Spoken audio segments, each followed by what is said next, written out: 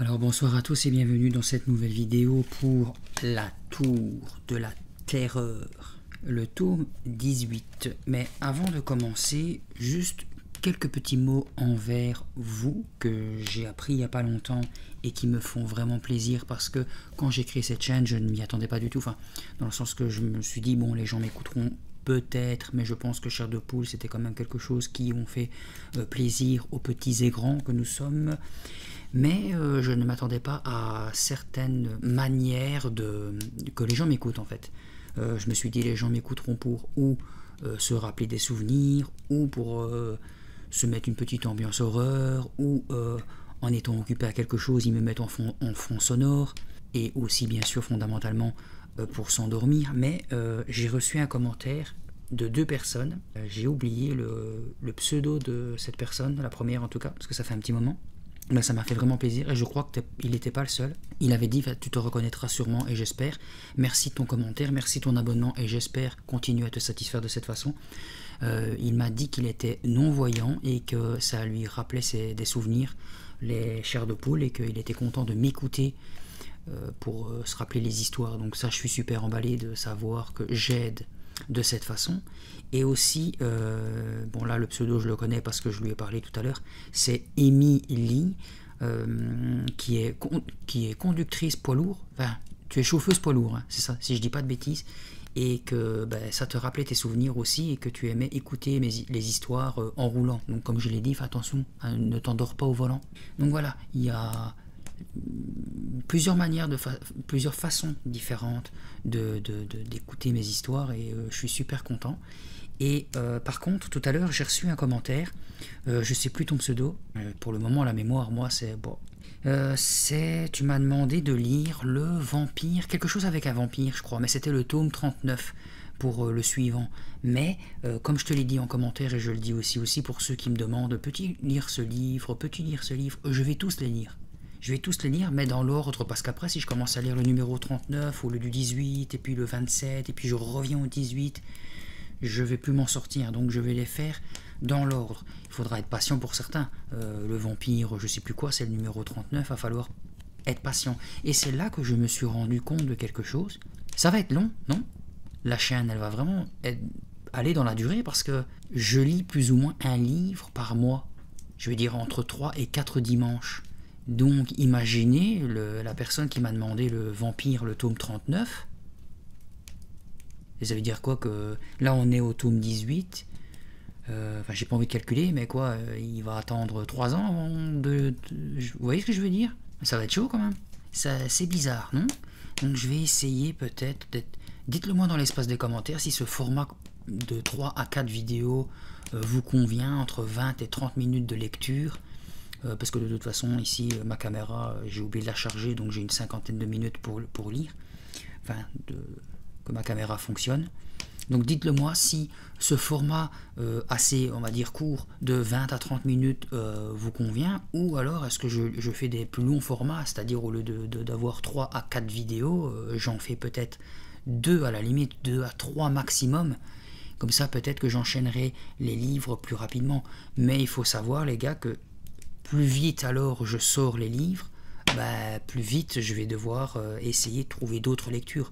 Ça vous inquiétez pas, je vous l'ai dit, il y aura du Chair de Poule, il y aura du Chair de Poule Horrorland, Monsterland, le Château de l'horreur, la Rue de la peur, le Bus de l'horreur, Resident Evil, il y aura plein de lectures d'horreur. Mais est-ce que vaut mieux pas prendre son temps pour que la chaîne dure vraiment longtemps? Parce qu'à partir du moment où j'aurai lu, quand j'aurai fait le tour, je sais pas ce que je ferai.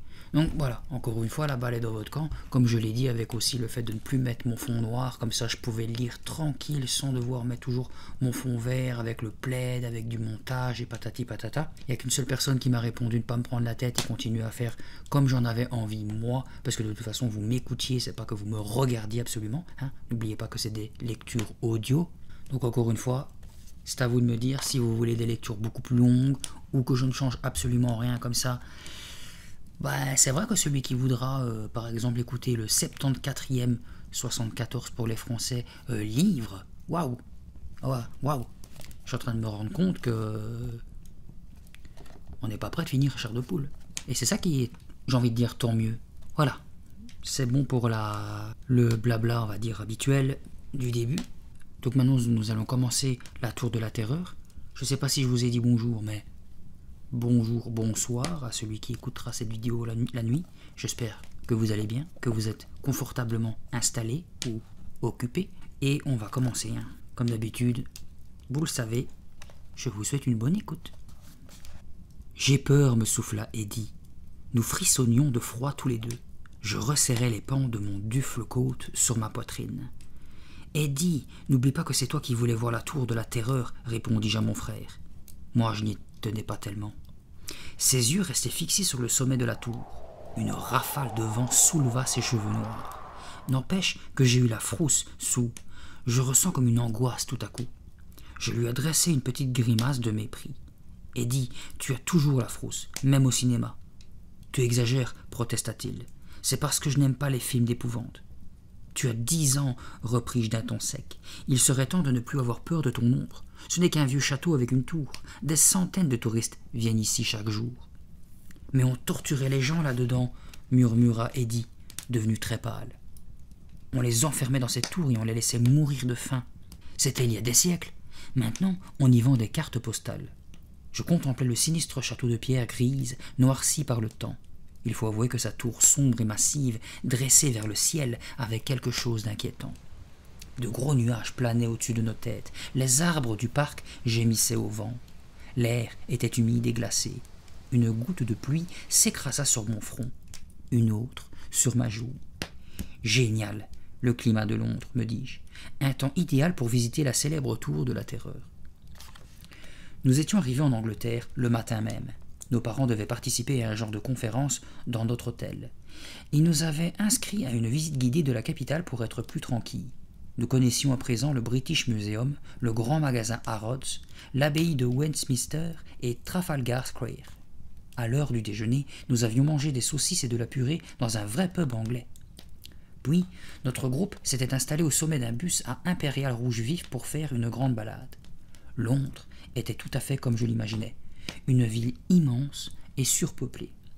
Des rues étroites sillonnées par de vieux taxis noirs, 1000 boutiques colorées, des trottoirs où se côtoyaient des curieux venus du monde entier.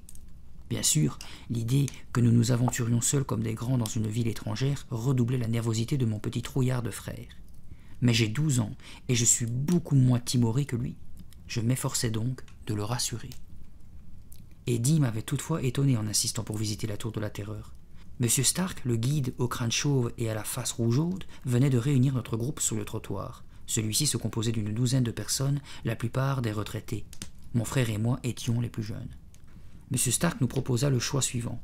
Un autre musée ou la tour. La tour, s'écria Eddie. Je voudrais voir la tour de la terreur.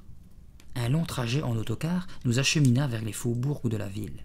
Les boutiques cédèrent la place à des rangées de maisonnettes en briques rouges, puis à de vieilles demeures couvertes de vignes vierges et à moitié cachées derrière des arbres centenaires. Quand l'autocar s'arrêta enfin, tout le monde en descendit et s'engagea derrière M. Stark dans une interminable ruelle qui longeait un grand mur. Au-delà de ce mur, on apercevait la tour de la terreur, menaçante. Eddie me tira par la manche. « Dépêche-toi, Sue, nous allons perdre les autres. » « Ils nous attendront. Cesse de t'inquiéter, Eddie. » Je dus hâter le pas pour rattraper le groupe, que M. Stark avait rassemblé près d'une brèche dans le mur. Ce mur constitue l'enceinte du château qui fut bâti par les Romains au IXe siècle, nous expliqua-t-il. Londres était alors une cité romaine. Le mur s'écroulait en partie çà et là, mais j'avais tout de même du mal à croire que sa construction remontait à plus de 15 siècles. M. Stark nous fit passer par la brèche et nous pilota vers l'entrée du château et de sa tour, au bout d'un sentier qui franchissait une vaste cour de terre battue envahie par les herbes folles.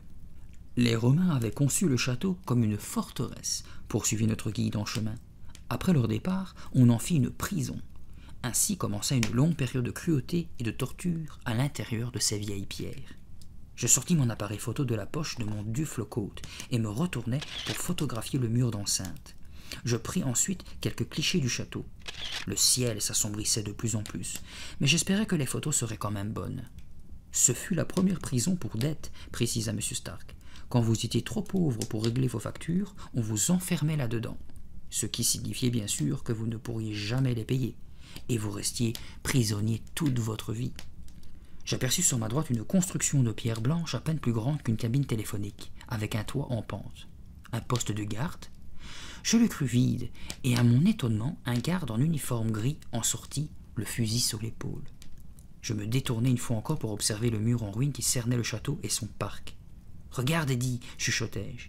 D'ici, on ne voit plus rien de la ville. On croirait que nous avons fait un saut en arrière dans le temps. » Il frissonna. Je ne sais si c'était à cause de mes paroles ou à cause du vent piquant qui balayait la cour. Le château projetait son ombre noire à nos pieds. M. Stark nous conduisit vers une entrée latérale, une étroite porte de bois massif à peine entr'ouverte. Là, il s'arrêta et fit face au groupe. La soudaine dureté de son expression me surprit. « Désolé, articula-t-il en promenant lentement ses yeux sur nous, mais j'ai une mauvaise nouvelle à vous annoncer. »« Hein » balbutia Eddie. « Quelle mauvaise nouvelle ?»« Vous allez être emprisonné dans la tour, déclara M. Stark, et l'on vous soumettra à la torture pour vous obliger à avouer la vraie raison de votre visite. » Eddie poussa un cri étouffé. Plusieurs personnes l'imitèrent. M. Stark gloussa, un large sourire éclaira sa face ronde. « C'était de ma petite plaisanterie habituelle, dit-il, jovial. Il faut bien que je m'amuse un peu. » Tout le monde se mit à rire, à l'exception de mon petit frère. « Ce type est timbré, me chuchota-t-il. » En fait, M. Stark était un très bon guide, charmant et plein d'entrain, qui connaissait visiblement tout de Londres. Comme vous pouvez le constater, le château comprend divers bâtiments, enchaîna ce dernier. Cette longue construction, là-bas, servait de caserne aux soldats. Je pris une photo de l'antique caserne, puis une autre du garde en uniforme gris toujours à son poste. J'entendis des exclamations de surprise. Me retournant, je vis un étrange individu émerger du château et se glisser sournoisement derrière M. Stark. Vêtu d'une tunique verdâtre de style médiéval, la tête coiffée d'une cagoule, il tenait une énorme hache entre ses mains. Un bourreau. Il souleva sa hache au-dessus de la tête de notre guide. « Quelqu'un a-t-il besoin d'une coupe de cheveux ?»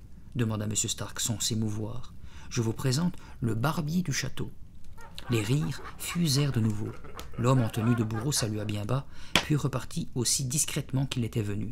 « Marrant, non ?» me souffla Eddie. Mais je remarquai qu'il restait tout près de moi. « Nous allons commencer par visiter la chambre de torture, » annonça M. Stark. « Restez ensemble, s'il vous plaît. » Il brandit sous nos yeux un petit drapeau rouge fixé au bout d'un bâton et ajouta « J'agiterai ce drapeau de temps en temps pour que vous ne me perdiez pas de vue. N'oubliez pas qu'il est facile de s'égarer à l'intérieur du château. Il y a des centaines de chambres et de passages secrets. »« Chouette !» m'exclamai-je.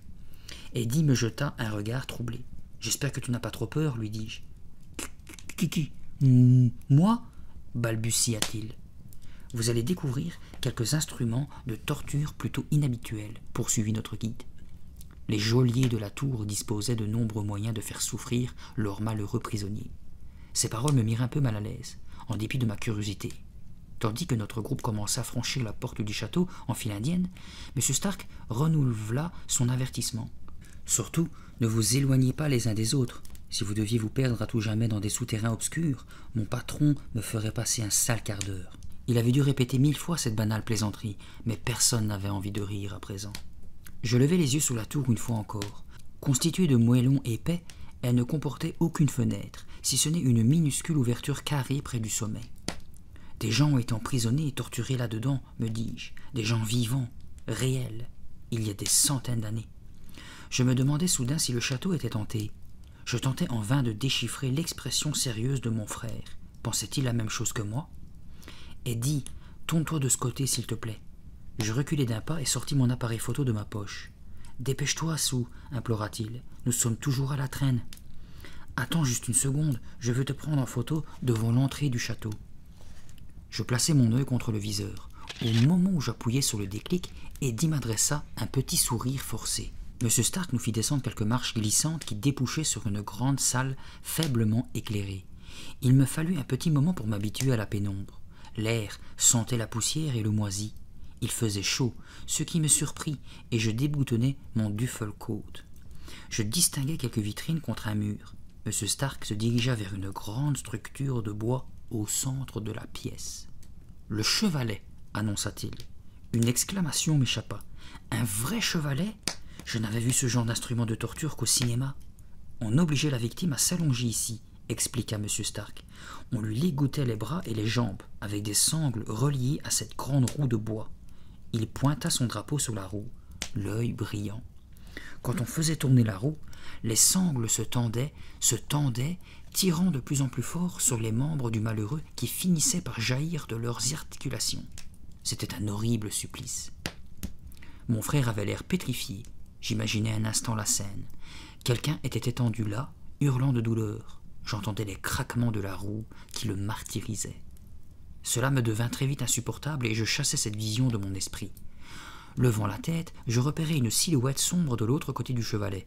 Un individu de haute taille, aux très larges épaules, enveloppé dans une longue cape noire et coiffé d'un chapeau à larges bords. Ses yeux luisaient dans l'ombre.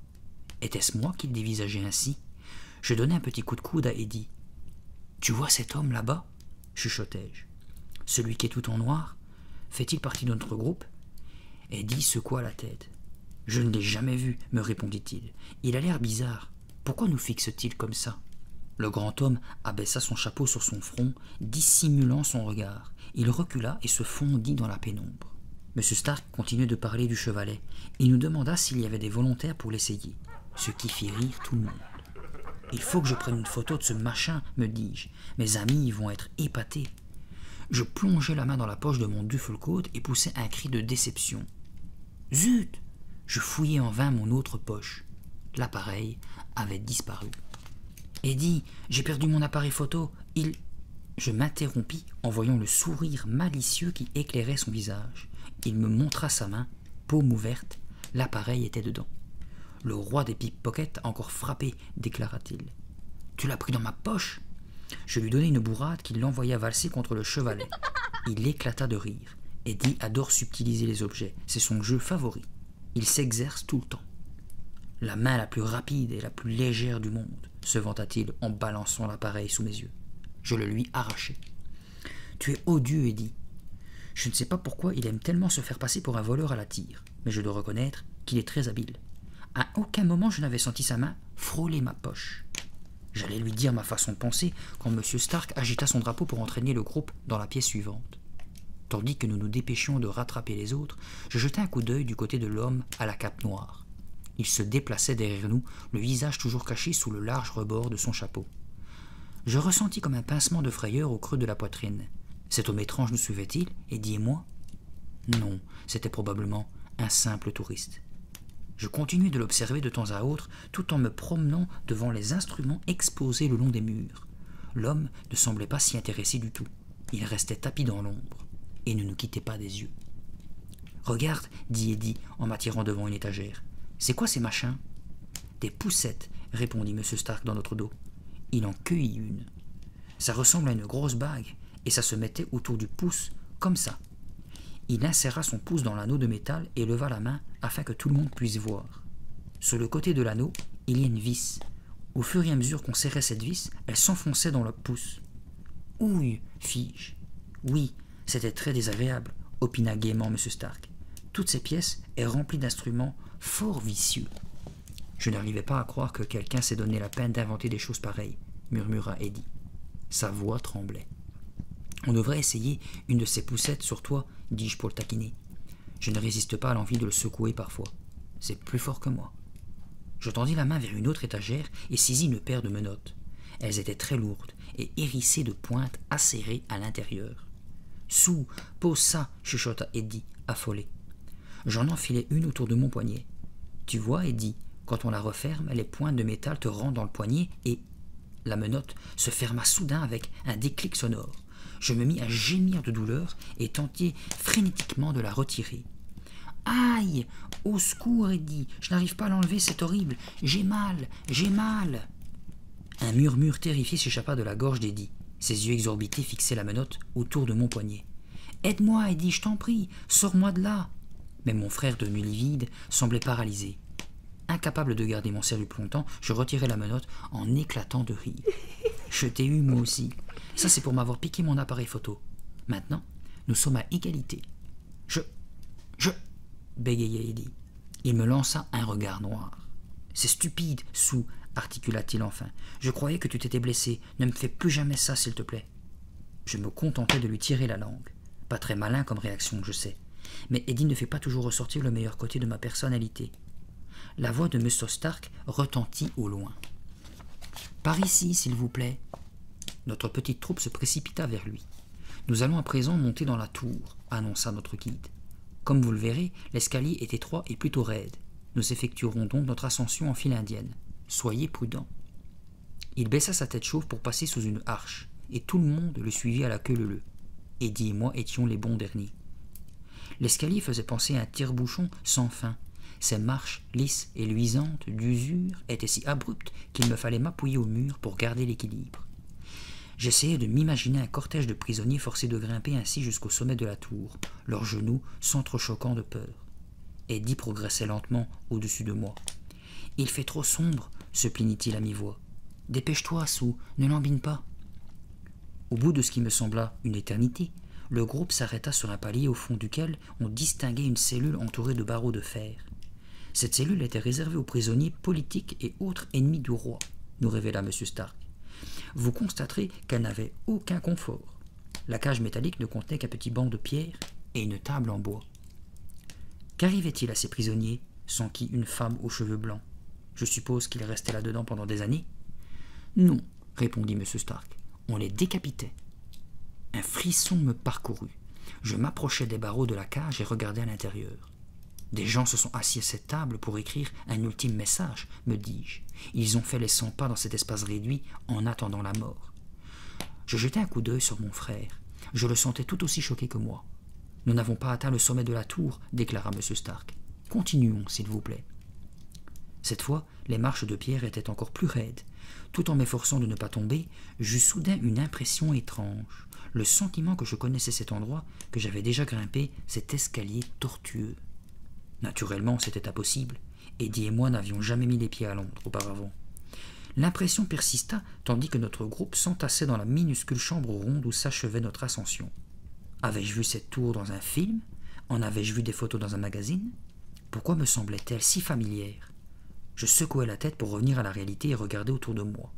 Une petite ouverture carrée, là-haut, laissait filtrer un rail de lumière grise à travers ses barreaux. Les murs étaient nus, parsemés de fissures et de taches de poussière. Il suffisait de lever la main pour toucher le plafond, de sorte que M. Stark et plusieurs autres adultes devaient courber la tête. « Sentez-vous la tristesse qui imprègne ces lieux » interrogea doucement notre guide. Je me rapprochai pour mieux l'entendre. Au début du XVe siècle, 2 enfants royaux furent emprisonnés dans cette partie de la tour, dit-il.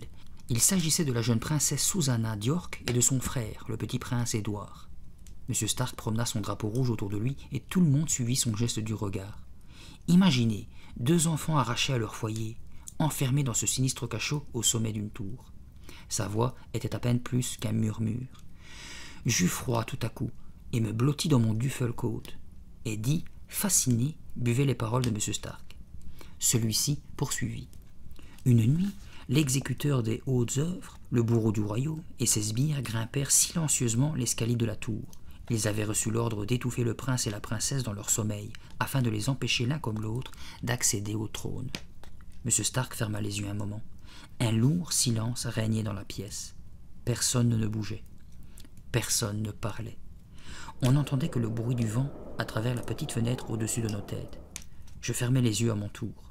Je voyais le jeune garçon et sa sœur, abandonnés, tremblants de peur et de froid, s'efforçant vainement de trouver le sommeil. Soudain, la porte s'ouvre à la volée. Des inconnus font irruption dans la pièce. Ils ne prononcent pas un mot. Ils se jettent sur le prince et la princesse pour les étouffer sous leurs oreillers. Cela s'est passé ici même, me dis-je, à l'endroit où je me trouve. Je rouvris les yeux. Eddie me dévisageait, l'air profondément troublé. « C'est effrayant, Sue, me chuchota-t-il. « Oui, je sais. » Je voulus poser une main rassurante sur son épaule. Ce faisant, mon appareil photo m'échappa et heurta le sol avec fracas juste au moment où M. Stark reprenait le fil de son récit. Je me baissai pour le ramasser.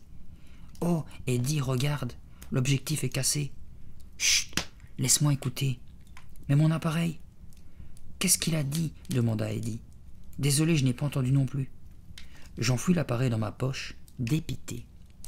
L'ameublement du cachot se réduisait à un lit bas le long du mur. En fait, une estrade de bois et un tabouret à 3 pieds.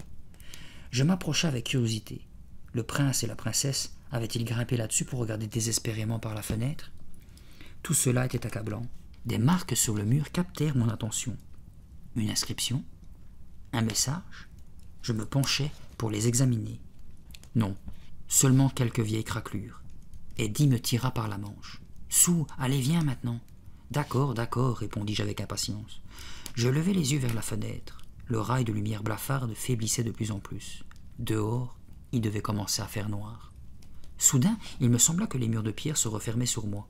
J'étais comme dans un placard sombre et effrayant. J'avais l'impression d'étouffer. Était-ce là ce que la princesse avait ressenti? La même angoisse, le même malaise, 15 siècles plus tôt? Je poussai un soupir et me tournai vers Eddie. « Sortons d'ici, lui dis-je d'une voix rouée. Cette pièce me donne le cafard. » Mais en nous dirigeant vers l'escalier, nous laissâmes échapper une exclamation de surprise. M. Stark et le groupe avaient disparu.